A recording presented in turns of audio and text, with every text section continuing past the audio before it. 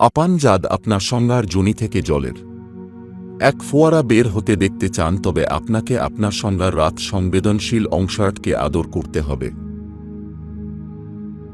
আপনাকে আপনার হাতের দুটি আঙ্গুল সন্ধ্যার যোনিতে রাখতে হবে, আপনার দুর্চি আঙ্গুল ব্যাকয়ে একাট হক তৈয়ার করতে হবে,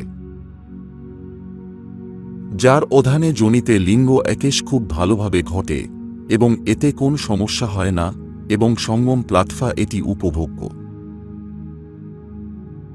বন্ধুরা, বিশেষজ্ঞদের মতে একজন মাইলা যৌনামলনের সময় তরল নির্গত করেন বা সাধারণ ভাষায় বলা হয় যোতান বার্যপাত করেন। তার মানে নারীর যোনি থেকে প্যানের ফোয়ারা বের হয়, কিন্তু এই জলের ফোয়ারা কখন নারীর যোনি থেকে বের হয়? জ্যান,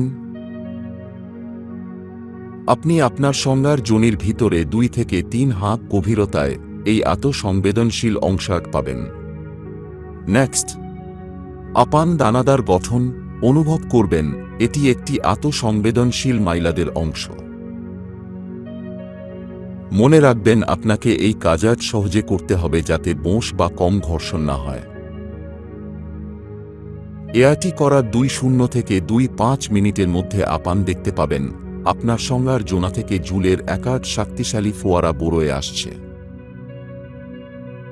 তারপর সেই হকাটকে যোনিপথে বৃত্তাকার গতিতে ঘোরাতে হবে, যার কারণে এই অংশে আপনাকে ধারে ধারে একাট বৃত্তাকার গতিতে আপনার আঙ্গুলের হকওয়াল ঘোরাতে হবে। আপনাকে একাট মাঝারি গাত্রে এই ঘর্ষণ বর্ষণ করতে হবে। বারের জন্য আপনার সঙ্গীকেও মানসিকভাবে প্রস্তুত থাকতে হবে। মাইলা এই জেলের ঝর্ণা থেকে প্রচুর আনন্দ অনুভব করবে এবং পুরুষের প্রাততার ভালোবাসা আরও বৃষ্টি পাবে। সহবাসের সময় এবং পরে একজন মাইলার যোনি থেকে জাব হওয়া খুবই স্বাভাবিক। আসলে যৌনামলনের সময় নারীর যোনি থেকে পান বের হলে তা লুব্রিকেন্টের মতো কাজ করে। লুব্রিকেন্ট হিসেবে কাজ করে এই প্যান যৌন মিলনের প্রক্রিয়াকে অনেক সহজ করে দেয়। কারণ নারীরা যৌনামলনের সময় বার্যপাত করতে পছন্দ করে, কিন্তু এই অবস্থায় পৌঁছানো নারীর নিয়ন্ত্রণে নয়।